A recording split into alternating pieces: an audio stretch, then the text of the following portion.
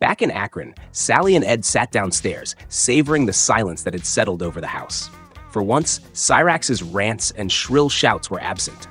Sally looked up, an eyebrow raised. Ed, you notice Chance hasn't been screaming for a while? Ed grunted, pushing himself up from his chair with a sigh. Ooh, I'll check. He's probably just passed out again, drooling all over himself.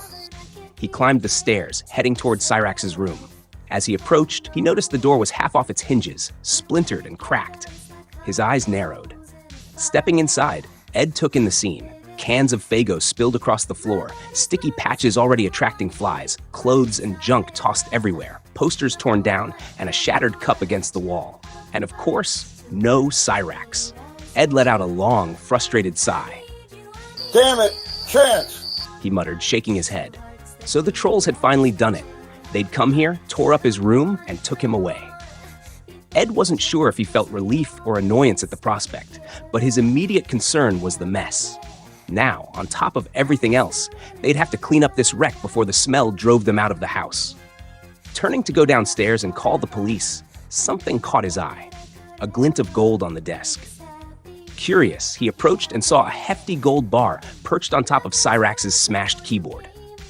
His eyebrows shot up, and he picked it up with a grunt, feeling the unexpected weight. He lugged it downstairs, where Sally looked up, surprised to see him hauling what looked like a gold bar. Looks like the trolls and Marty finally took him away. The room is trashed. That fucking clown soda is everywhere and he's gone.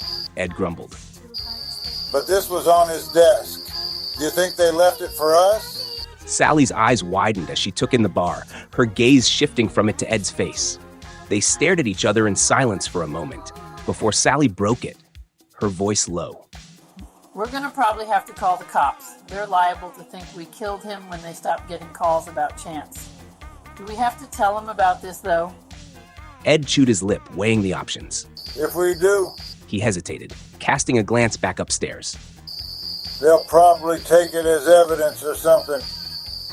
Let's say Chance trashed his room, we yelled at him, and he ran away. We give him a day or two to come crawling back. And when he doesn't, we go to the police. And so, they agreed. They set to work, grumbling about the spilled Faygo that had already started to draw ants and sweeping up the debris, muttering all the while. Finally, a few days later, they filed a missing persons report, telling the police that Cyraxx had trashed his room and run off. The officer, barely listening, nodded along as they recounted the story, then shrugged. "What a little bastard," he said wryly, a smirk tugging at his lips. "Getting you all worked up like this. Probably not worth worrying about." And that was that.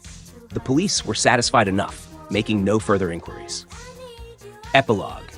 Some weeks later, Ed and Sally's attempt to cash in the gold bar backfired.